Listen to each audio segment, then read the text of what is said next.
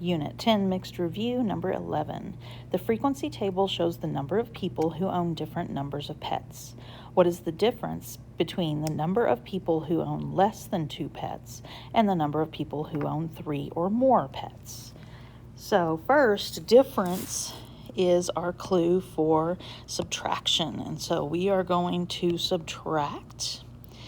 And we've got to do the number of people, that's our frequency, who own less than 2 pets. So if you have a hard time with those statements like less than 2, take it one at a time. We've got to look at our pets numbers. And we go, okay, is 0 less than 2? Yes, so I need to count those. That's 6. And then is 1 less than 2? Yes, so we need those. That's 12. Is 2 less than 2? Nope. Is 3 less than 2? No. Is 4 or more less than 2? No. And so we get 18 people that have less than 2 pets. Then we need the number of people who own 3 or more pets.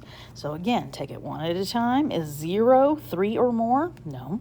Is 1 3 or more? No. Is 2 3 or more? No. Is 3 3 or more? Yes. So there's 7. And then is 4 or more 3 or more? Yes, 4 is more than 3. And so we count those 3 as well. That gives us a total of 10. And now, like I said at the very beginning, we are going to find the difference. We are going to subtract. So 18 minus 10 gets me an answer of 8.